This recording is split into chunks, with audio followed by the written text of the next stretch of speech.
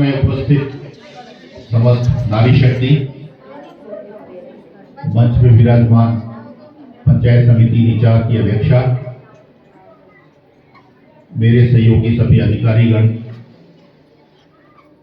सबसे पहले मैं आज इस अंतर्राष्ट्रीय महिला दिवस के उपलक्ष्य पर सभी महिलाओं को बहुत बहुत हार्दिक बधाई और शुभकामनाएं देना चाहता हूं। इसके उपरांत मैं आप सभी लोगों को साधुवाद देना चाहता हूं कि आप लोगों ने यहाँ पर इतनी अच्छी सुंदर प्रस्तुतियां दी और इतने हर्षोल्लास के साथ इस अंतर्राष्ट्रीय महिला दिवस को मनाने का प्रयास किया। विभाग को विशेष रूप से CDPO कार्यालय को और TWO कार्यालय को मैं बहुत बधाई देना चाहता हूं कि इन्होंने बहुत अच्छा सुंदर प्रयास किया। आंगनबाड़ी कार्यकर्ताओं द्वारा विशेष रूप से जो भागीदारी सुनिश्चित की गई है, ये निश्चित रूप से बधाई के पात्र हैं।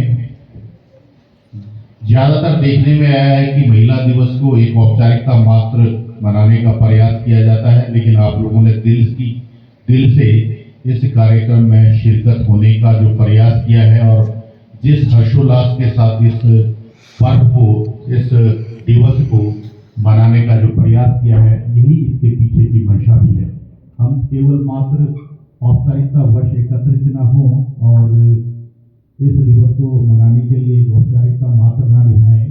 इसका यही उद्देश्य है कि इस दिन हम लोग महिला सम्मान के रूप में इसको खुशी से मनाएं और महिला सम्मान के प्रति जो अपनी निष्ठा है, आस्था है और प्रयास है, इसको संकल्पित करें और आने वाले समय के लिए जो, जैसा कि मेरे से पूर्व वक्ताओं ने, बहुत लोगों ने कहा कि महिला सशक्तिकरण की दिशा में सरकार बहुत प्रयासरत है। यहाँ पर डॉक्टर गौरव ने, SHO कृष्ण ठाकुर ने, परमिंदर जी ने और अन्य विभिन्न वक्ताओं ने, आंगनबाड़ी कार्यकर्ताओं ने बहुत अच्छे ढंग से और छोटे से बच्ची ने बड़े अच्छे ढंग से जो है इस दिवस की जो महत्वता है वो बताई और महिला सशक्तिकरण की दिशा में अभी क्या किया जाना है, आपने नाटक के मंचन के माध्यम से बहुत अच्छा संदेश दिया।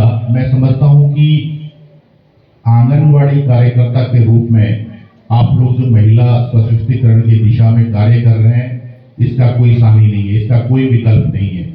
आंगनबाड़ी कार्यकर्ता मैं समझता हूं कि इतनी निष्ठावान कार्यकर्ता होती है, इतना निष्ठा से, आस्था से और मेहनत से जो कार्य करती हैं और इनका जो रिम्यूनरेशन अगर हम देखते हैं, इनका जो मानदेय दिया जाता है और बहुत कम होता है। जिसके अनुरूप आप कार्य करते हो उसके अनुसार आपका मानदेय बहुत कम है। मैं समझता हूं कि इस दिशा में सरकार को, प्रशासन को, शासन को बहुत कुछ करने की जरूरत है, क्योंकि मैं देखता हूं जितनी भी हमारे फ्लैगशिप प्रोग्राम्स गवर्नमेंट के होते हैं, चाहे वो प्रदेश सरकार के हैं, चाहे केंद्रीय सरकार के हैं, चाहे वो प्रशासन के हैं, कोई भी संदेश जनता तक अगर पहुंचाना है तो आंगनबाड़ी कार्यकर्ता जो है एक बहुत बड़ी कड़ी है।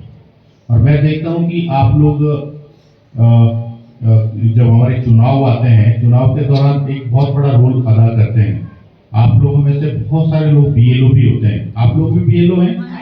कितने लोग, जरा हाथ खड़े करो। आप लोग BLO हैं।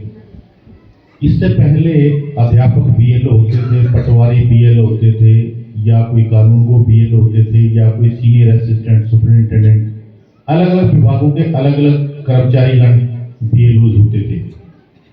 लेकिन उस वक्त जो कार्य की गुणवत्ता थी वो इतनी नहीं थी जितनी की अब आई है।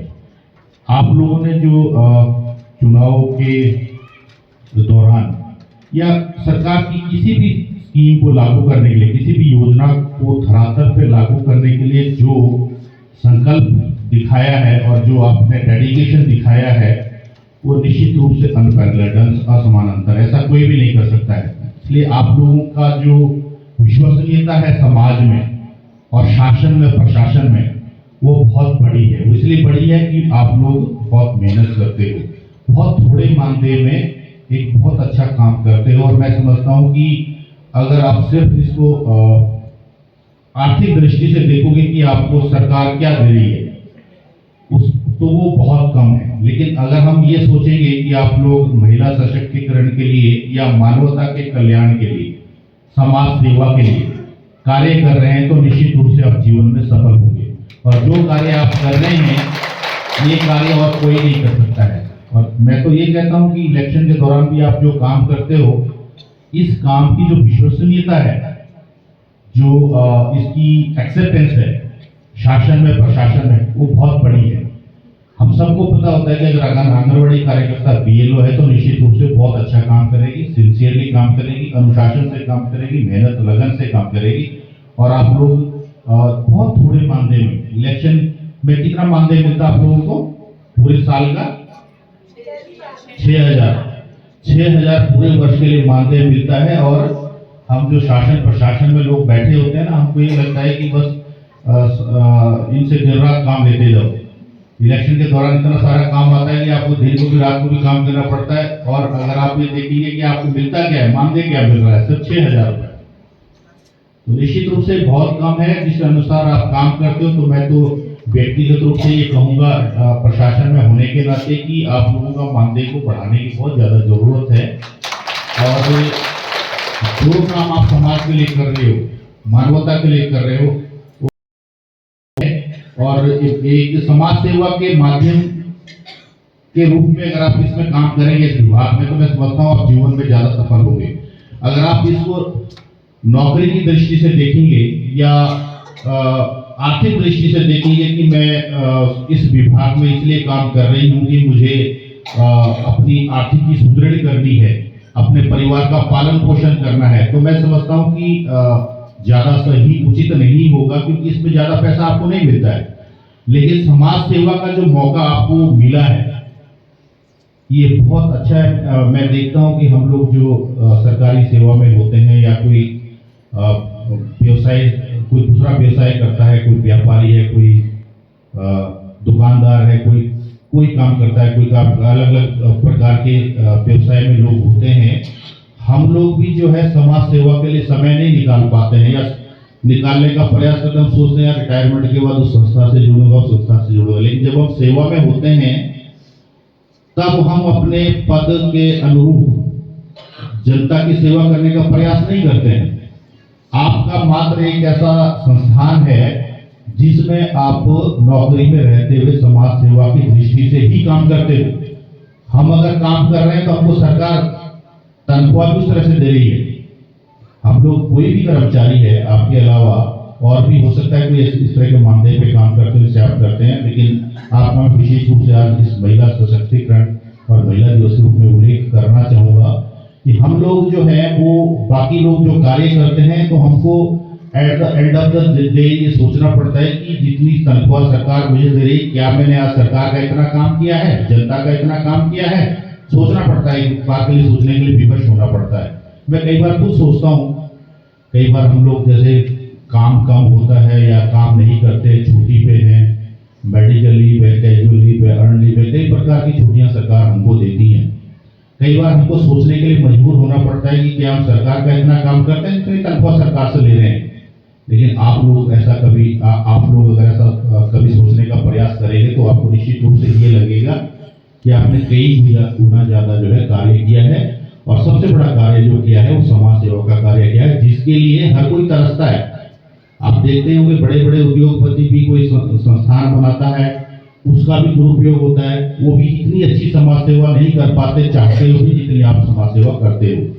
तो निश्चित रूप से मैं समझता हूँ कि अपने जीवन को सफल बनाने के लिए, अपने जीवन को सार्थक बनाने के लिए जो है ये पद आप लोग खासकर आंगनबाड़ी कार्यकर्ता हैं, सुपरवाइजर्स हैं, इस विभाग से जो आप लोग जुड़े हैं महिला सशक्तिकरण से, आप लोग निश्चित रूप से जो है बहुत सौभाग्यशाली लोग हैं जिनको ये समाज सेवा का मौका मिला है। और आपने अपनी इच्छाओं को सीमित रखा हुआ है। ये कार्य आप तभी कर सकते हो अगर इच्छाएं आप सीमित रखोगे। अगर आप इच्छाएं बढ़ा दोगे तो थोड़े पैसे में आप ज्यादा कुछ हासिल नहीं कर सकते हो, लेकिन आपको इच्छाएं सीमित करके समाज सेवा की इच्छा को बड़ा करना पड़ेगा, जैसा कि आप करते भी हैं। तो निश्चित रूप से जो समाज का ये वर्ग है, महिलाओं का ये वर्ग है, ये हमारे लिए प्रेरणा का स्रोत है। और आप सभी महिलाएं यहाँ पे जो बैठी हैं, ये सभी लोगों ने अपने जीवन में जो है इसको और अच्छी तरह से निखार करके ढालना है। और आज महिला सशक्तिकरण पे बहुत सारे वक्ताओं ने बोला है। यहाँ पे मैं समझता हूँ कि समानता के अधिकार की जहाँ तक हम बात करते हैं, हर पूरे देश में प्रयास हो रहा है। आप देखते हैं कि अब तो पार्लियामेंट में, असेंबली में भी 33% रिजर्वेशन भी आ गया है, अब लागू होना बाकी है, हो जाएगा। पंचायती राज संस्थाओं में अध्यक्ष महोदया आपके सामने यहाँ बैठी हैं, अगर ये 50% पंचायती राज की कितनी परसेंट है? 50। अगर 50% रिजर्वेशन महिलाओं के लिए नहीं होता तो क्या ये यहाँ बैठी होती अध्यक्षा? शायद नहीं। हो भी सकती थी अगर व्यक्तिगत, अभी अगर कोई व्यक्तिगत रूप से राजनीति में बहुत सक्रिय है और समाज सेवा अच्छी करते हैं, तो व्यक्तिगत कुशलता की वजह से या व्यक्तिगत उसका जो टैलेंट है उसकी वजह से बहुत आगे तक जा सकते हैं। लेकिन एक जो रिजर्वेशन है, जो महिलाओं के लिए 50% आरक्षण है, उसका भी बहुत बड़ा रोल है। उस रोल की वजह से महिला का सशक्तिकरण हुआ है। अध्यक्ष महोदय आपके सामने हैं और बहुत सारे उदाहरण आपको मिल जाएंगे। ऐसा कोई क्षेत्र नहीं है जिस क्षेत्र में महिलाओं ने बहुत अच्छा कार्य ना किया हो। तो अभी अब सिर्फ यह है कि कहीं कहीं समाज में अभी भी चीजें बची हैं, जैसा कि नाटक के मंचन के माध्यम से आप लोगों ने भी संदेश देने का प्रयास किया। मैं विशेष रूप से उल्लेख करना चाहूँगा जो आपका ये हम ट्राइबल संस्कृति, ये जो जनजाति संस्कृति, जनजाति चरित्र या जनजाति अधिकारों की बात हम जब करते हैं, जो आपके कस्टमरी राइट्स जिसको आप बोलते हैं, परंपरागत अधिकार जो आपके हैं, उस परंपरागत अधिकारों के अंतर्गत भी महिलाओं को अधिकार नहीं मिल रहा है यहाँ शायद। जैसे कि भारत सरकार ने जो हमारा हिंदू सक्सेशन एक्ट है, हिंदू उत्तराधिकार अधिनियम है, उसकी जो धारा 5 है उसको संशोधित कर दिया है। उस संशोधन के मुताबिक जो हमारी इकट्ठी संपत्ति होती है, पुश्तैनी संपत्ति आप जिसको कहते हो, उसके जो को पार्टनर्स है, उसके जो हिस्सेदार हैं, वो महिलाएं और पुरुष बराबर है। मालिक चाहे कोई भी है, कानून ये कहता है कि मालिक तो एक कई बार पुरुष ही होता है, या 2 लोग होते हैं या 3 लोग होते हैं। तो जो मालिक नहीं है उनके अधिकार भी उतने ही होते हैं, जो मालिक हैं उनके बराबर ही जो मालिक नहीं है उनका भी अधिकार होता है। और संशोधन ये किया गया है कि महिलाएं भी को पार्टनर है पुरुषों की तरह, लेकिन यहाँ पर शायद किन्नौर में लागू नहीं है, महिलाओं को नहीं दिया जाता है। चाहे वो किन्नौर में शादी कर लेती है तब भी शायद आप मालिक नहीं बनते हैं ना। तो इसमें भी मैं ये समझता हूँ कि धीरे धीरे ये सशक्तिकरण भी आएगा, ये समानता भी आएगी। जब पूरे देश में आई है तो आप लोगों के लिए भी आएगी और हर क्षेत्र में आ भी रही है। और जैसा कि आप देखते हैं कि अब लड़कियां, चाहे वो अधिकारी बनने की बात हो, चाहे वो वकील बनने की बात हो, चाहे व्यवसायी बनने की बात हो, हर क्षेत्र में आगे बढ़ रही है। और कुछ कुछ प्रदेशों में तो बहुत अच्छा काम हुआ है। अगर आपको कभी मेघालय जाने का मौका मिले, नागालैंड जाने का मौका मिले, मणिपुर जाने का मौका मिले, तो वो पुरुष प्रधान की जगह महिला प्रधान प्रदेश है। अगर आप कभी वहां जाए, महिला प्रधान है वो, वहाँ हेड ऑफ द फैमिली जो है वो निर्विवाद रूप से महिला ही होती है। और व्यवसाय भी अगर आप कभी देखेंगे, एक मार्केट में मुझे जाने का मौका मिला था इम्फाल में, तो मैंने वहां देखा कि वो जैसे आप सब्जी मंडी में कभी जाओ ना, सुबह सुबह 5 बजे, तो महिला का चेहरा नहीं दिखेगा आपको वहां पे। तो वहाँ एक किसी मार्केट में मैं गया तो मैंने देखा कि वहाँ जो है पुरुष का कोई चेहरा नहीं था, सारी महिलाएं थी। मतलब कि वो फीमेल डोमिनेटेड सोसाइटी है, महिला प्रधान प्रदेश है, समाज है। तो महिला सशक्तिकरण की दिशा में वो आगे बढ़े हैं, हमारे से आगे हैं। और वहाँ पे जैसे हमारे यहाँ उत्तरी भारत में हम लोग देखते हैं कि पुरुष प्रधान की प्रदेशों की अगर हम बात करें, तो लड़की जो ब्याह के आती है तो लड़के के साथ जाती है, दुल्हन जो है दूल्हे के घर जाती है। लेकिन उल्टा क्यों नहीं होता है? हो सकता है ना, अगर समाज चाहे या मान लीजिए दुल्हन दूल्हे को सूट करता हो, क्या दुल्हन दूल्हे को लेने उसके घर नहीं जा सकती? हमारे समाज में ऐसी प्रथा नहीं है। लेकिन सशक्तिकरण तो वास्तव में तभी माना जाएगा जब ऐसी स्थितियां उत्पन्न होंगी, मतलब ऐसी स्थितियां आएंगी। अगर मान लीजिए लड़का लड़की को सूट करता है, अगर लड़का लड़की को ये सूट करता है कि लड़की लड़के के घर रहे, तो अच्छी बात है। नहीं सूट करता। कई बार होता है इकलौती लड़की होती है, जैसे इकलौता लड़का होता है, आपने नाटक के मंचन के माध्यम से बताया इकलौता लड़का है। इसी तरह से इकलौती लड़की भी तो हो सकती है, वो भी तो लाडली हो सकती है ना। वो बोलती है मैं तो नहीं जाऊंगी दूल्हे के घर, दूल्हा मेरे घर आए। तो उनको ऐसी स्वतंत्रता होनी चाहिए। ऐसी स्वतंत्रता वहां पर है, अगर आप वहां जाएंगे तो ऐसी स्वतंत्रता है। और जैसे यहाँ हमारे यहाँ अधिकतर मामलों में दूल्हा दुल्हन को लेके घर आता है। वो अधिकतर मामलों में दुल्हन दूल्हे को घर लेके आती है। अधिकतर मामलों में, बहुत कम मामले ऐसे होते हैं जबकि दुल्हन जो है दूल्हे के घर जाती है। तो इसको सामाजिक समानता जो है ये तभी है, या स्वतंत्रता तभी है आप महिलाओं को, जब को आपको अपने ढंग से जीवन जीने का अधिकार हो। उसमें ये बंधन नहीं आना चाहिए कि आप लिंग से महिला हो। आप चाहे पुरुष है चाहे महिला है, सबको बराबर के अधिकार का मतलब है कि ऐसा कोई बंधन नहीं आना चाहिए कि आपको किसी चीज से इसलिए वंचित किया जा रहा है क्योंकि आप पुरुष की बजाय महिला हो। तो इस दिशा में हम लोगों ने आगे बढ़ना है। ऐसा संकल्प लेके हमने यहाँ से जाना है और हर साल जो है इस दिवस को खुशी से मनाएं। ये आप लोगों को सम्मान देने का दिवस है। इसका उल्टा आपने मुझे सम्मान दिया।